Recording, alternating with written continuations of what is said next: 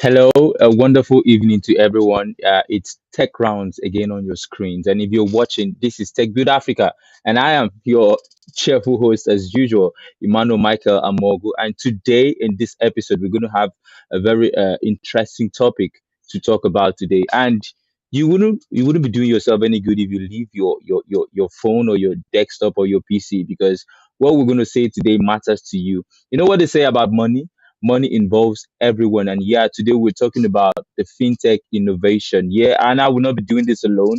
You've seen the flyer. I will be bringing up stage our guest, our special guest for today's tech round session, and it's going to be very, very wonderful to have him in the studio today to do justice to this particular interaction. So it's going to be very interactive. So you're going to stay around, listen, and if you have questions, of course, we're going to have time for you to pop up those questions and we'll do justice to them. So today I'll be having with me in the studio Mr.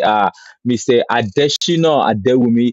Mr. Adeshina is the co-founder of Tradelenda, and he's very passionate about financial inclusion, about eradicating poverty and a lot of social good for the people.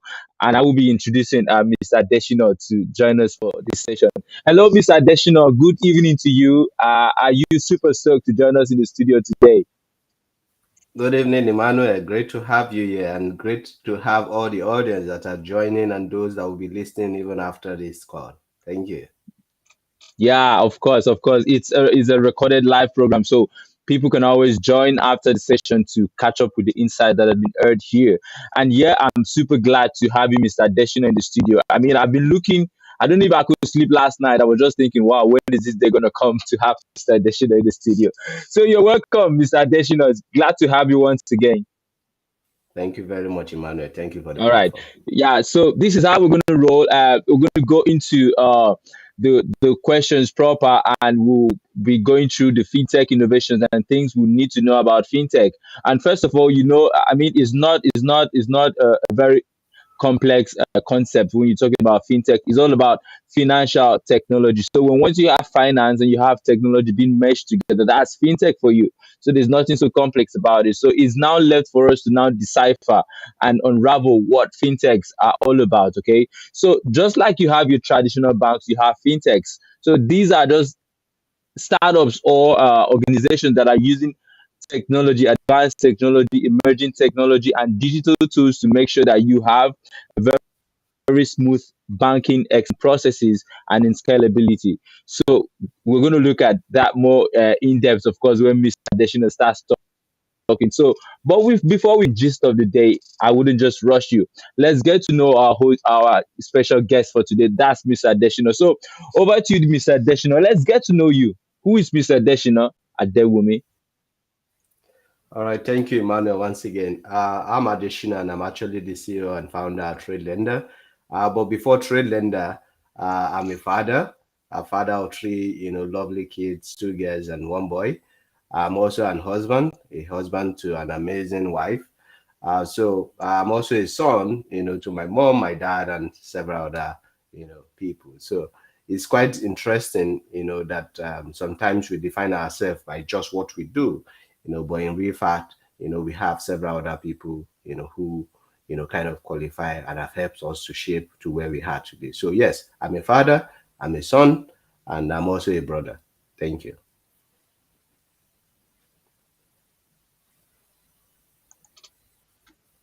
Yes, thank you, Miss. Thank you very much, Mr. Adeshina, for that brief introduction. Yeah, you're a son, you're a father, you're a brother, and of course, you're a friend of the system. And very much important, you are an innovator, and we're glad to have you in the ecosystem. All right, so let's move ahead with today's interaction. So, can you tell us about your background and what led you to groom your own fintech company? Yeah, so my background or starting, about Tradelenda won't be complete without the fact that I helped my mom, over 30 years ago at the age of 7. I used to help my mom to, grow a business. She was one of those, distributors, early distributors for Farmic. Farmic is a major brand. Many people growing up would have, taken their yogurt also. But I used to help my mom, with the accounting at the early age of 7. And I knew how she struggled in terms of building that business, even though at the end of the day, she grew up to the peak of the distributorship, but it wasn't that rosy all the way. Going through this experience and going further to study accounting, and then afterwards, working within the financial institution. I worked with Stanbic IBTC, both in the wealth management and also the asset management, and also the bank, managing everything about payments and collections for the bank, while working with the bank. So it's quite interesting to see these innovations quite early. I worked with the likes of InterSwitch, the likes of Remita, any major payments or collection channels, Bank One, who we now know as Zone. All those guys were people that I worked with while in the bank. So it's kind of opened my eyes to the role of innovations in supporting MSMEs. And then I started my first startup, which was Monkios, primarily to solve the access to market issues for these small businesses. But in 2020, at the peak of the pandemic, we found out that it wasn't just all about access to market. It was about people having, 4 pieces of Maggi or 4 cartons of Maggi, listing that they have, 100, cartons of Maggi.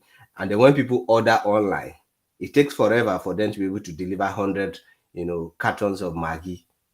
And then people are saying, no, I don't trust e-commerce. No, e-commerce is bad for Nigeria. Oh, I'm just going to go there. What I see when I see the product, then I'm going to order.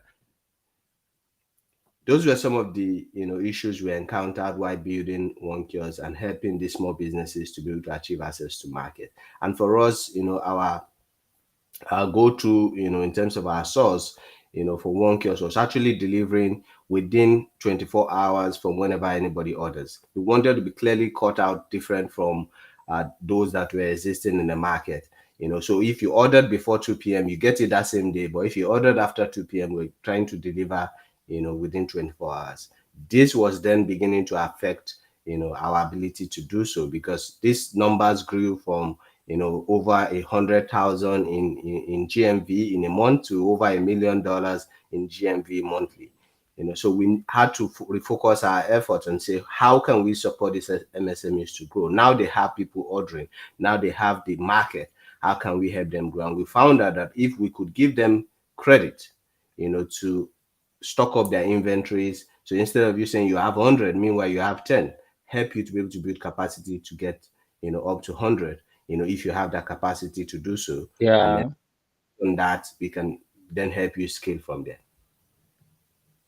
Okay. The drive behind your motivation and startup is now let's the general Nigerian landscape. That the status quo of the economy and financial activities as it is now. So, what can you say is the state of financial inclusion in Nigeria at this point? Well, I would say that, financial inclusion, in the context, is still quite, at this infancy stage. But it's something that, a whole lot of stakeholders are actually pushing to ensure that we're able to drive this home. I was on a panel, some days back in the United States, and I clearly stated out that we can't be having a conversation of Africa free trade, when we have not even, done, the minimum we need to do on a local level, at a national level. The African Union wants to be able to achieve, jobs creation, achieve, huge, transaction volume, with the African free trade. But if the MSMEs, who are actually the driving force of our economy, are not able to even achieve that scale of financial inclusion, then how are we going to achieve that? So for me, I think there's still a whole lot of work to be done. There's still a whole lot of investment, infrastructure wise, and also reoccurring wise, for credit, for access to insurance and basic financial services that we need to do. But all hands are on deck. A whole lot of players are in there. But just to put context, on an average, the current players are currently serving between 1,000 and maybe 20,000, annually, and you have over 18 million MSMEs. This number is actually statistics proven, but in reality, we even have much more than 18 million people across Africa in terms of MSMEs. So how much more work do we need to do? It just shows that there's a huge gap. There's a huge gap. All right. So speaking of the huge gap, in the past few years, when it comes to startup funding, we see that the startups tend to be getting most of the funding and enjoying the funding. And people are like, okay, why are we having much of the fintechs, or isn't it getting saturated? To have many fintechs on ground, and then we're still having more, and they're still having funding, and people that are still solving the same problem that fintech ABC is. So I want to put this question to you about the uniqueness of your own startup. And is that fintech space, is it actually getting saturated, or are solving totally different problems in the ecosystem? Okay, so first of all, I will first answer, the fact of whether it's saturated or not. My answer to the last question, stated categorically that on an average, these fintechs are serving between 8,000, to 20,000, maybe max, per year in their offerings. Okay. And you have 18 million people. Let's do the quick math. How many fintechs do we need to be able to solve this? Maybe over 9,000 or even more. So it just shows that the space is not saturated. That's the truth. The space is not saturated. Everybody is bringing value, and everybody is helping to be able to provide leverage, whether it's infrastructure, whether it's through payment, whether it's through lending, credit, or whether it's through, insurance, or micro pensions. Everybody is doing their parts, and the truth is, one single fintech cannot do that. Now, on the other side, is there need for consolidation? I think yes, there's need for consolidation, as we increase our outreach in terms of service offerings. I think there's need for that consolidation. I think there's need for that partnerships, to be deepened. And I also think it's also interesting for us to also start working with the legacy banks, the legacy financial institutions, to see how well we can then penetrate more into the market and accessibility for these excluded people that we have out there in terms of customers. In terms of what makes us unique, today I don't think anybody is serving the MSMEs, or better still, for clarity, SME space. I don't think anybody is serving them the way we do. Today, within Okay. 6 hours, average people can get access to credit. Nobody is giving that, to SMEs. The earliest I can see is maybe up to even 12 hours or even 24 hours. But aside from that, our abilities to be able to underwrite these guys without asking them for upfront collateral is next to none. Nobody nobody is doing that in the market today. But we're not stopping at that. Okay. We've also worked with major financial partners, to be able to drive more inclusion. So we have, bank guarantees that, within the next few weeks will allow us to be able to support more people, will allow us to be able to even support more farmers, specifically in the northern region of Nigeria. So we're not just all about the profit, we're making money, but at the same time, we're making impact. That's interesting. So it's all about value. When you're solving problems, money comes your way. That's it, right? So okay, moving ahead still. I will also use this opportunity to kill two birds with one stone. Okay, so when we say fintech, I tried to say something in the introduction about fintechs and the traditional banks out there. So fintech and the traditional bank. Sometimes people are like, who do I trust? I know of this bank. I don't know of this person. I don't know of this person. So what are the differences?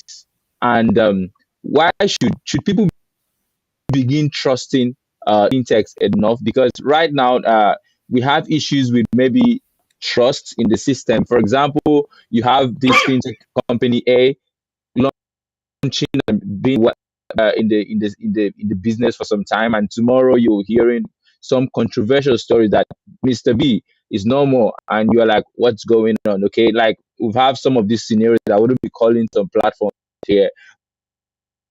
We've had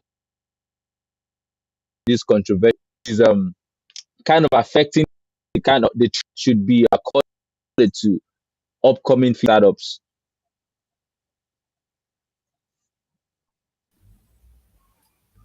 Well, even the banks fail. I think, we've had, in previous parts, banks that have to shut down, and we've also seen, in previous years, reconsolidation and merging of various ones. So I don't think it's excluded or secluded to just the fintechs. The only challenge is, Okay. perhaps maybe the might and the influence of these fintechs, who have to shut down the way they did, was Yeah. not as robust as some of these legacy banks, or who cannot afford, to shut down in that sense.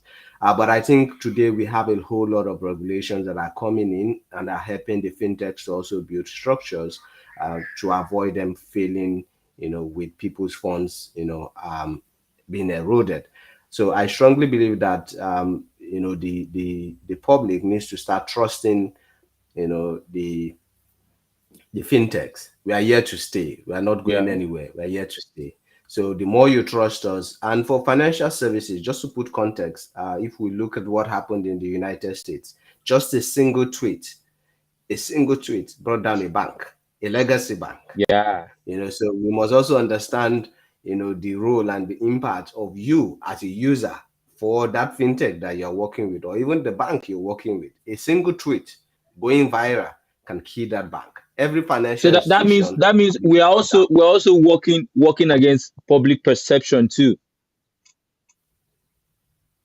How? Can you Like come again? you've said, can you hear me? I said like you've said something about few tweets bringing down a very huge bank in the United States. So I'm saying so having fintech for fintech to survive, that means we must also like okay, I don't even I'm not a fintech, so you all must like be in the favor of public perception.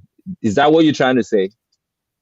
Whether it's fintech, whether it's the Yeah. banks, there is that issue of trust. Once there is Okay. a Money misconception involved. of trust, once money is involved, it can kill that institution. It's just the way it works. At least my experience working in the banking space or in the financial space has given me that knowledge to know, that once there is mistrust. Okay, let me give some context. The financial Okay. institutions that you have today, do you know how many, frauds happen in millions of naira, and it doesn't get to the public?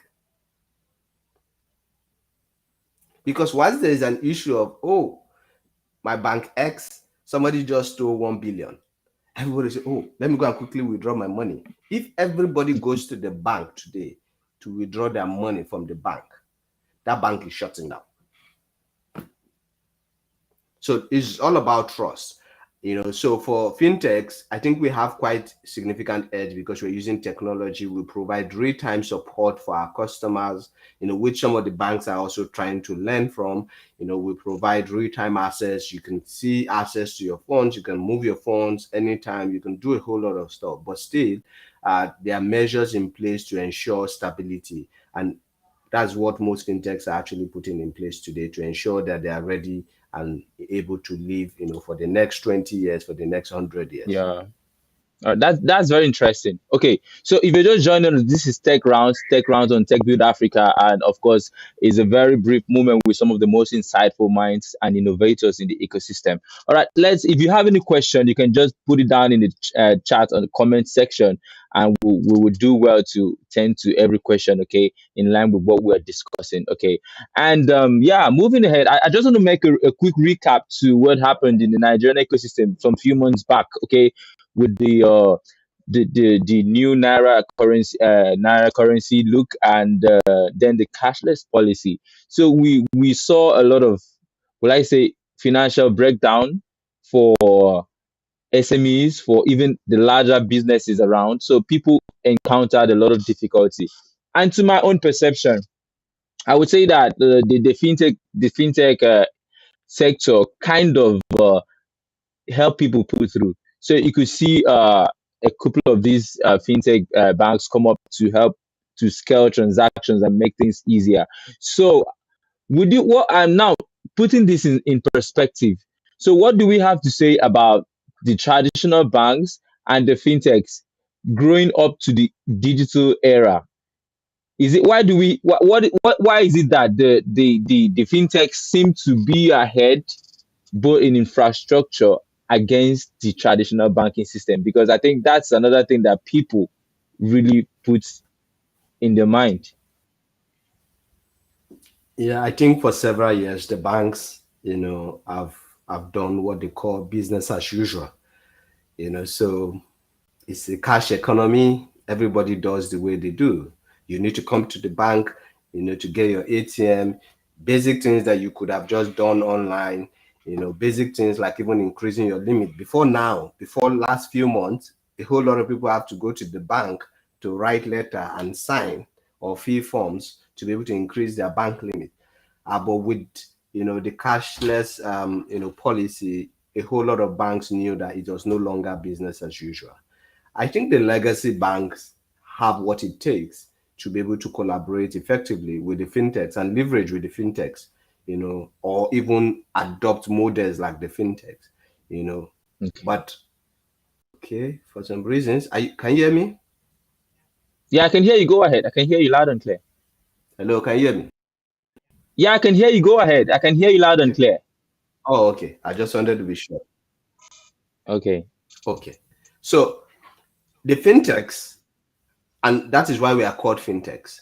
The fintechs from day one has to do with speed, has to do with execution. How fast can you get into the market? How fast can you get into the hands of your users? So for us, it's all about speed. For the banks, they don't really care about that because they feel like, Okay. people can't do without them, and that is what really, differentiates us. And again, the cash issue that we had a few months back in Nigeria actually showed, why people need to work together, both the legacy banks and also the fintech. The infrastructures of most of the bank collapsed, meaning that they were not leveraging on fintechs or they were not leveraging on technology, as the case may be.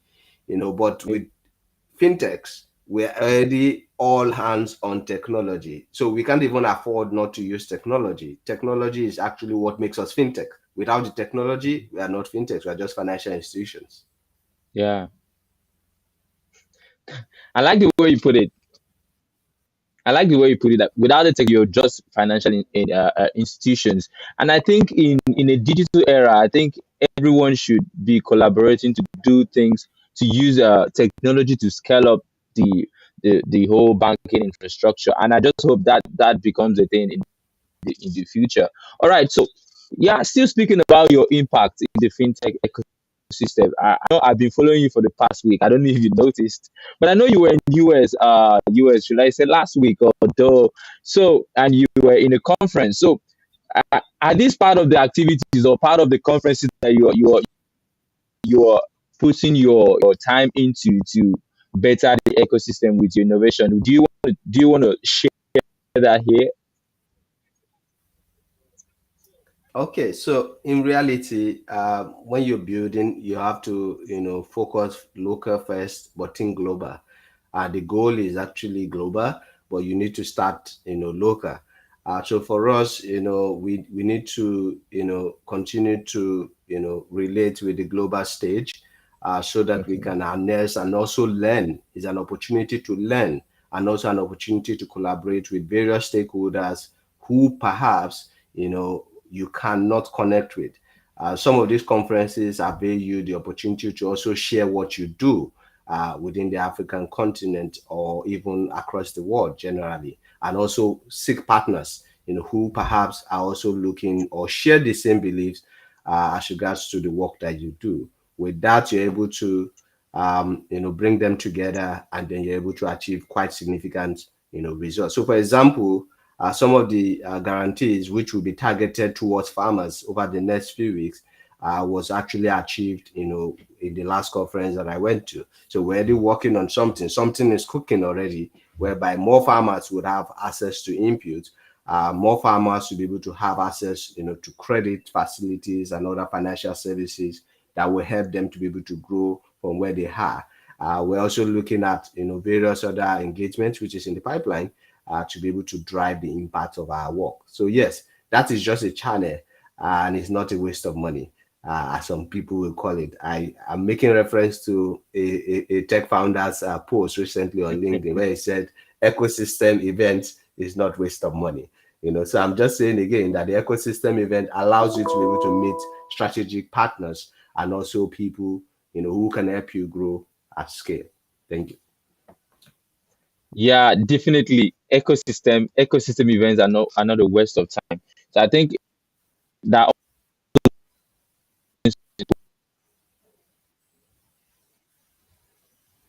makes and share big traditional banks and then the fintech startups that we have or instituting basis of the functions, structure, the risk factor, and scaling with the technology. Okay, I want us to also talk about the fact that loaning, loaning money. We've seen in the controversy of when people loan money and getting it back becomes an issue. Are these part of the things that are weighing down on fintechs when they loan out money to maybe small businesses, getting it back it becomes an issue, or maybe there should be a end-to-end procedure to ensure that okay, loan funds are returned back on agreed dates. And procedure to ask for this money it's been ridiculous, kind of a way on social media, and I think these are to trend most of us. It wasn't very much emotional parties. So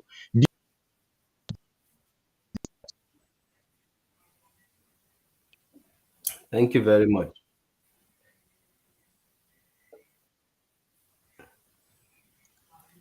All right, thank you. So lending generally is, a game of risks, and anybody who is getting into that, already understands the risks involved. And I think that is also why some of the banks, that we have not or have shied away to, focus energy, in that space. But for us, who are operating in that space, in terms of at scale, what we've done is to leverage on technology that helps us first to identify who we want to be able to support in terms of credit. But aside from that, we have also narrowed down, our focus on supporting SMEs who are dealing with buying and selling in terms of, okay, they have, inventories. So they are not using the money for their lifestyle. They're not using the money for things that will not bring in money. The earlier we're able to identify assets from liability, the better. So you have these small businesses who already have infrastructures in terms of maybe a physical shop, and they just Okay. need to be able to stock up. They need to be able to stock up, or they have maybe an invoice, to supply maybe 30 bags of rice or 100 bags of rice, or maybe a trailer load of rice. All those kind of invoices are things that we today are able to finance. And I can tell you that once you focus on performing sectors, you won't have to chase after your SMEs. So it's two ways. It's either you once you focus on performing sector, if they are not you know trustworthy, or they decide to be dishonest, then you can still recoup your money by just putting a bit of pressure on on them in terms of demands. But if you look at the instance of the people you made mention, those guys are actually doing payday loans. So for example, those guys lose their Okay. jobs, or maybe they no longer have a source of income, steady income. There's nothing to fall back on. You have to they'll be sending various stuff. But I think regulations is also stepping in here. We have the FCCPC Okay. that is also stepping in to Okay. regulate the activities of the lenders out there. And I'm also proud to say that we have been approved, to be ethically, focused, by the FCCPC, in terms of our approach towards recovering back our funds. So we don't go on any unethical way of publicizing anybody, Okay. but we have Yeah. ethical ways of Yeah. getting our funds back. Yeah. I'm glad you have that because I mean it's always usually very funny and like seeing stuff. I'm not really a fan of that kind of thing. But I'm glad that there's a way out of it. I'm glad there is a way out of it. So okay, so we've gone through a lot of questions. So now let's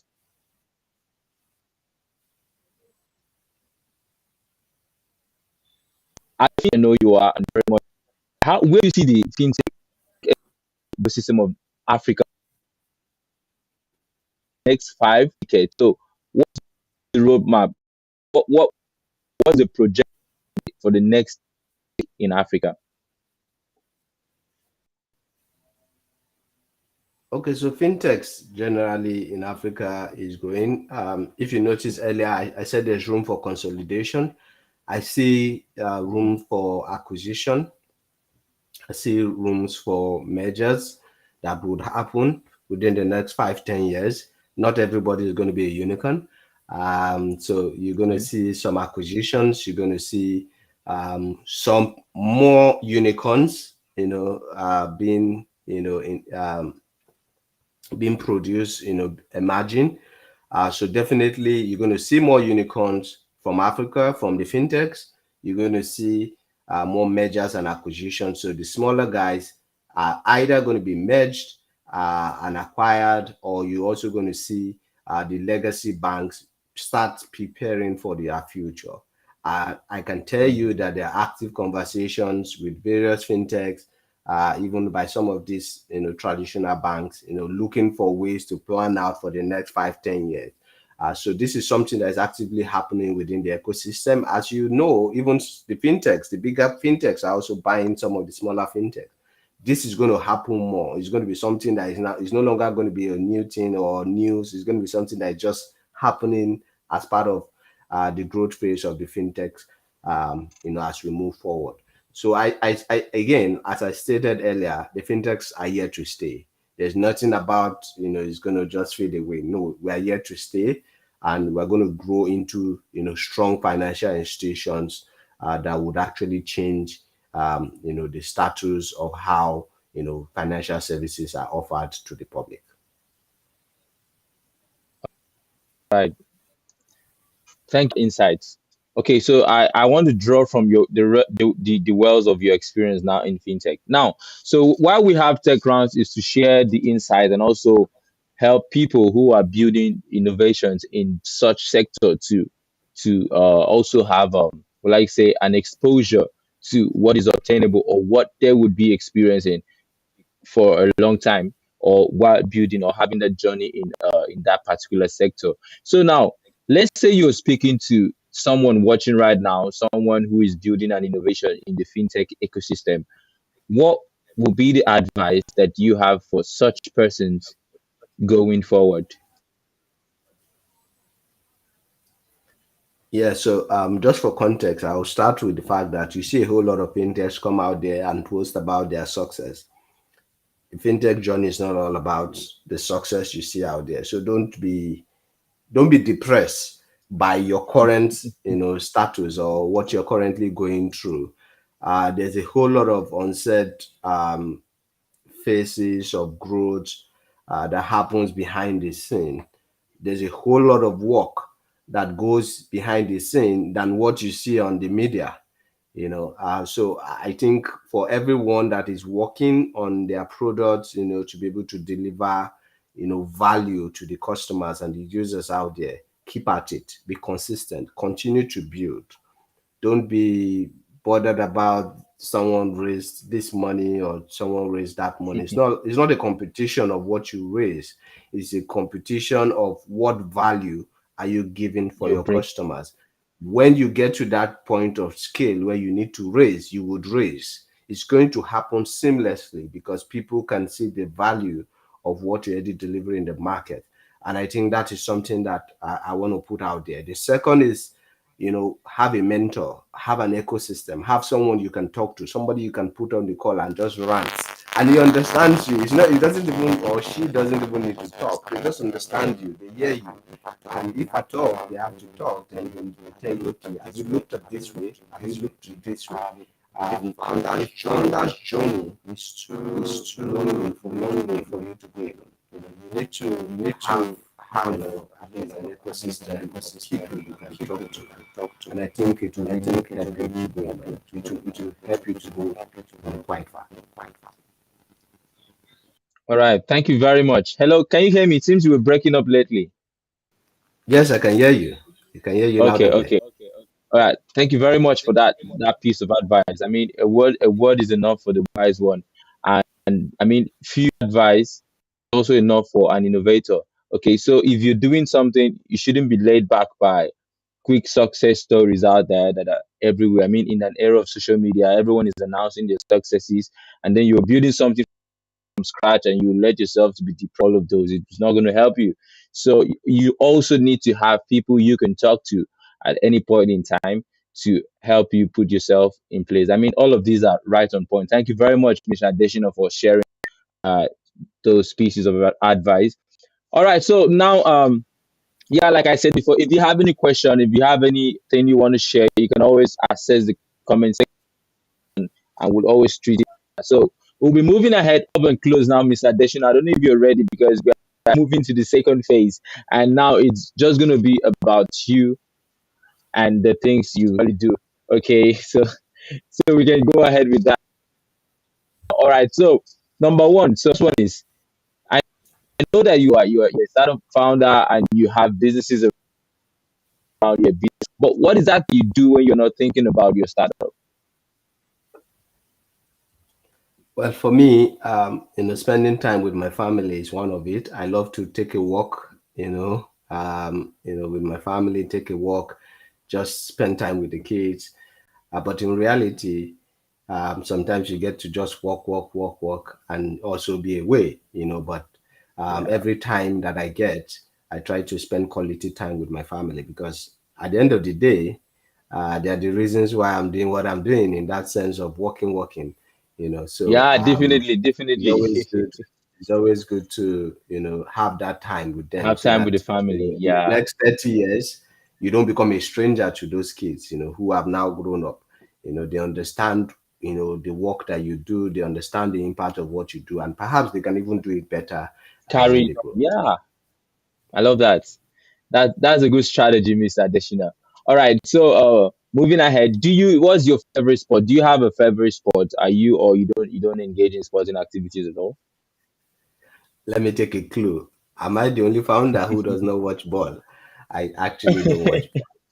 And Wow. I think I'm not really a sport guy. I love to jog. I go and exercise a lot, but I'm not really, a sport fan, in terms of spending time, on the screen Yeah. watching any sport. Yeah. Okay. But let me No ask, am I the problem only because founder?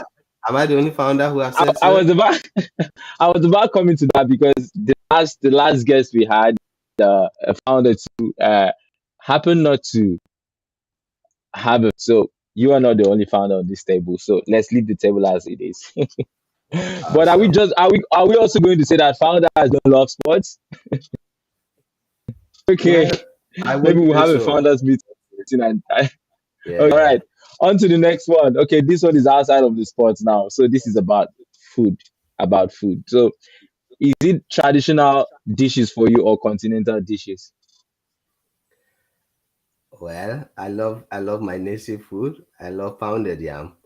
Oh, But not just pounded yam for pounded yam. It has to be with vegetable. So I hmm, love that a lot. Yes, I'm a quite huge fan of interesting. pounded yam. Yeah. Okay, okay, okay. Interesting. Yeah. All right. So let's go ahead. Let's go ahead. I don't know why that got me laughing a lot because I think I'm also a fan of native dishes. So like we have to rep where we're from. Okay. So now you are a founder. Let's say we have a next life. Would you choose over and over again to be a founder, or would you just prefer to be a 9 to 5er? Well, I think there are some people that are just born, with that with that mind to want to change things, want to transform things. So even if they work 9 to 5, they might not, end up 9 to 5. They would end up getting out. Okay. Every morning they're waking up and they feel like something can be improved. And really, just to give some context, while working with the asset management for Stanbic IBTC, I led automations, which made me work tirelessly, working with interest rates, NIPS, and several other. So today, the automated direct debit process for that arm of Stanbic IBTC, I led that process. While working with the bank, I also led, the various processes to automate some processes for payments and collections, and also reducing the turnaround time, for some of the partners working with several microfinance banks. I made that process, Yeah, to be done, to less than 2 hours. Something that sometimes, well, as per incredible. SLA is about 24 hours. I made that to go to about 2 hours during my time there. So there are some people That's that you incredible. just want to, yeah, you just want to just do extraordinary what people haven't done. So with that kind of system, if you're working in a traditional system of where there are the structures you just flow through, you would find out that over time you're going to pull out. So yes, I'm going to most likely do this over and over again, but in a better way. Okay, that's great. So once a founder is always going to be a founder here or in the afterlife. I'm just the afterlife, and you're like, we don't have this thing here, so I think I need to found it. All right, interesting. That's interesting. So yeah, moving ahead still. Music. You don't do much of sport. I don't know if you do much of